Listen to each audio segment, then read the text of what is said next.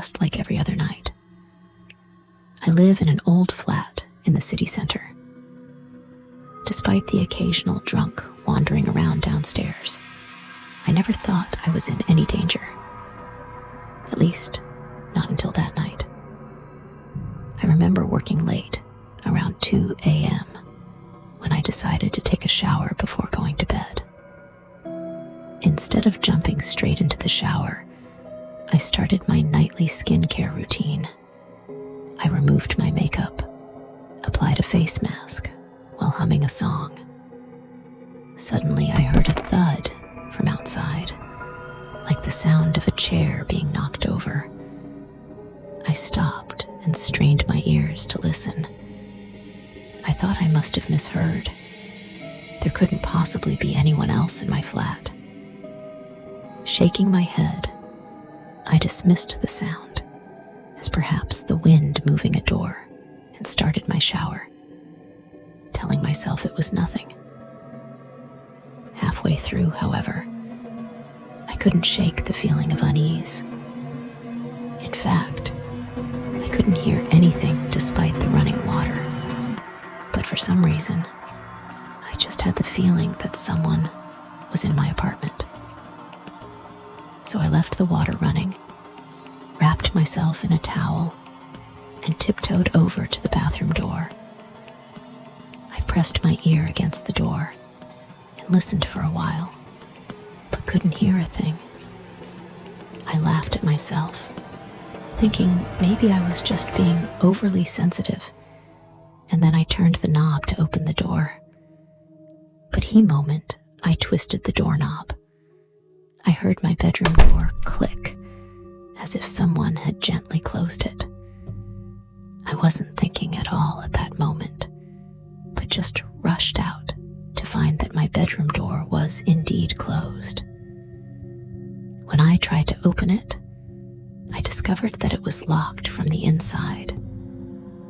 Panic set in as I realized that someone was in my flat, and my mobile phone, my only means of calling for help, was charging in the bedroom. With no other option, I put on my slippers and went downstairs to call for help. The whole block was eerily quiet, and with each corridor I passed, my heart was beating faster. I called out to a security guard, and when he heard my situation, he immediately escorted me back to my flat. As the door swung open, I looked in nervously. The bedroom was dark until the guard flicked the switch, revealing that nothing was amiss. Everything was in its place, and even my phone was still on the bedside table, charging. For a moment, I doubted my sanity, wondering if this was all just a hallucination caused by being too tired. But the true horror was revealed when the security guard reviewed the lift's CCTV footage. A man, wrapped tightly in his clothes, with his hat brim pulled down and his collar up, had rushed into the lift shortly after I had gone. He deliberately turned his head away from the camera so that his face could not be seen. He got off the lift on the second floor and probably left by the stairwell.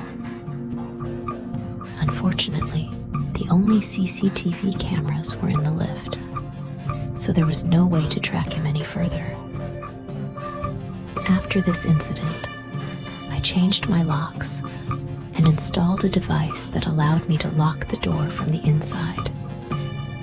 But for a long time, I couldn't stay in the bathroom for too long. I had to run out every few minutes to check my surroundings.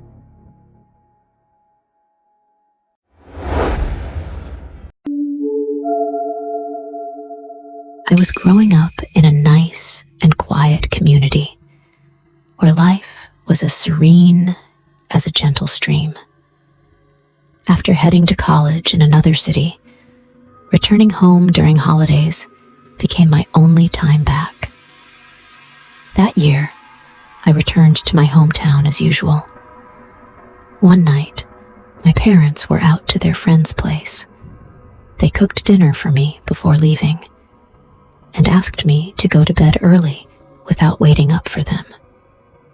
During that period, I was heavily addicted to a mobile game. Usually, my mom would nag me about it, but taking advantage of her absence, I started playing non-stop after dinner. I played till midnight, though my rational side told me to take a break, but I just couldn't stop. I kept telling myself, just one more round. And eventually, I turned off the lights and continued playing in bed. Because if my mom came home and saw the lights on, she would definitely nag me again.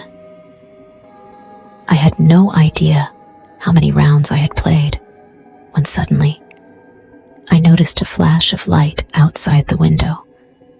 Clearly, a car had pulled into our driveway. Panicked, I quickly turned off the game, tossed my phone beside the pillow, and lay down pretending to sleep. In my haste, the phone slipped from the bed to the floor with a clack. I just closed my eyes and pretended to be asleep. After all, my mom could be pretty scary. Next, in the dead of night, I heard someone get out of the car, very quietly close the car door, and slowly walk towards the front door. At this point, something felt off. You know, when you're too familiar with someone, you seem to be able to distinguish their footsteps. In any case, the footsteps approaching were definitely not my parents. Then, I heard someone fiddling with the lock. Was someone trying to break in? Since I had never experienced anything like this before, my first reaction was not fear, but confused. As soon as I snapped back to reality, I jumped out of bed, heart racing. I lived in a community that was considered very safe, so I never imagined an uninvited guest. I quickly reached under the bed for my mobile phone to call the police, but I couldn't find it in the panic I was in. I quietly crawled down from the bed, looked underneath, and then stretched half my body under to grab it. Just then, I heard the door slowly opening, followed by a very light set of footsteps slowly walking in. My heart was about to burst. I didn't have time to think, just instinctively rushed to the door of my room and locked it. My room was right by the entrance, and at that moment, the sound of the lock clicking echoed through the silent house. I immediately regretted my impulsive action. How stupid I was for doing that. I wish I could slap myself for being so foolish. The footsteps outside paused. After a while, it started again and slowly made their way towards to my room. Even though my door was locked, I pushed against it with all my strength, trembling uncontrollably. Then, slowly and gently, the person outside turned the doorknob. I screamed out, "I've already called the police. They will be there any minute." Even though my phone was still under the bed, the person outside was silent for a while. Then, I heard a young man's voice say, "Sorry, I've got the wrong house." Then I heard him turn and leave, gently closing the front door. Following that, the car lights turned on. The car started, and then the sound of it driving away.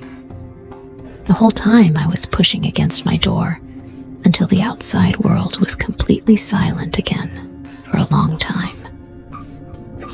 Only then did I collapse to the floor, almost crawling back to bed to grab my phone and called my dad. They rushed home and discovered that there was indeed evidence of a break-in. We immediately called the police and soon had a security alarm and cameras installed. But for a long time after that, I still relive that night in my dreams and the silent standoff with the stranger on the other side of my door.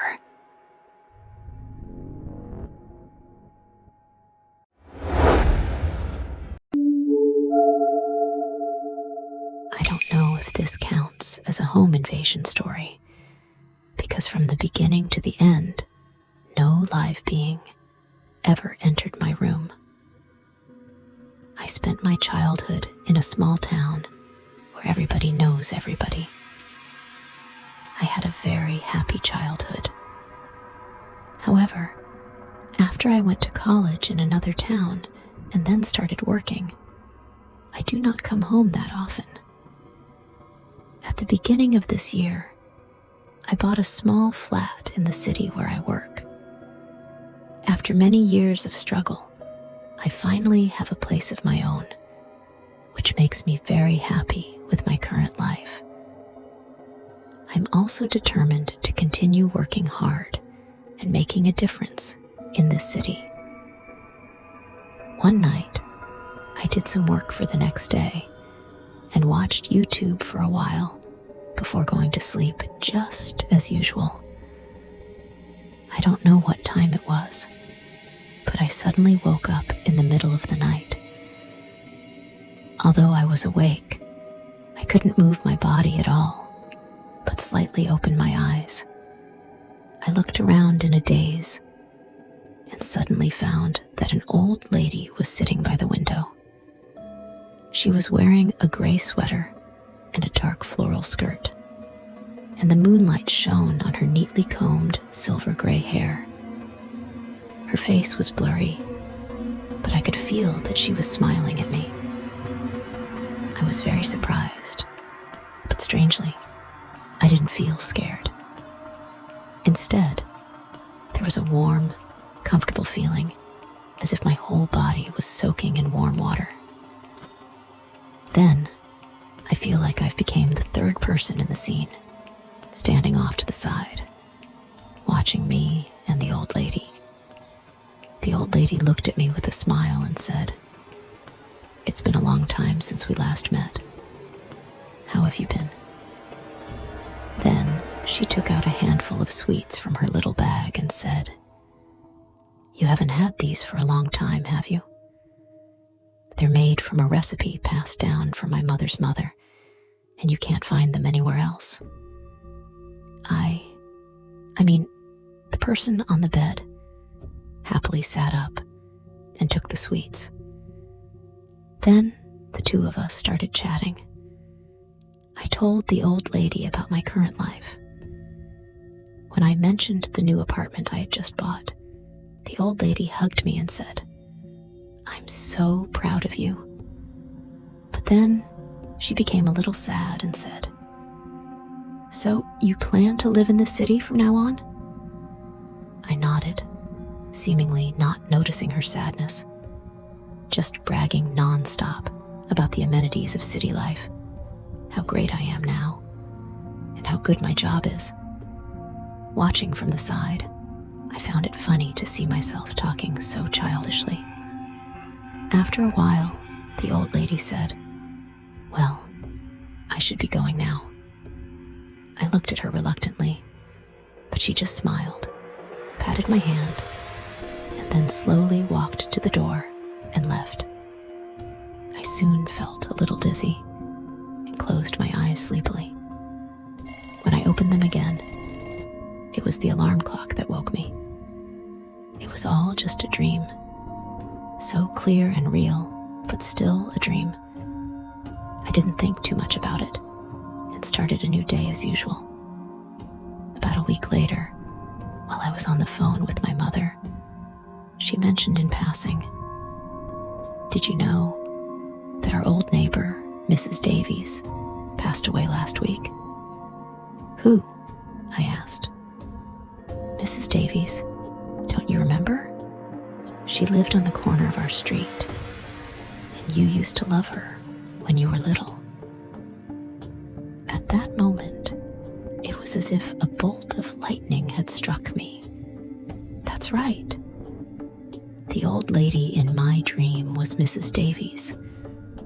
I hadn't recognized her because I'd been away from my hometown for too many years.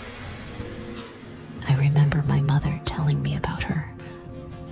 Her husband had died young, and her only son left her in a mass shooting when he was on his way to college in another city. She had lived alone ever since. I loved visiting her as a child because she was always so kind, and her house was always full of sweets and snacks. But I drifted away from her as I grew older. In fact, I think I rarely saw her alone from my teens on. But I didn't realize that she still remembered me and even visited me before she left for the other side. This thought made me feel a mixture of guilt and nostalgia. Hope she could rest in peace.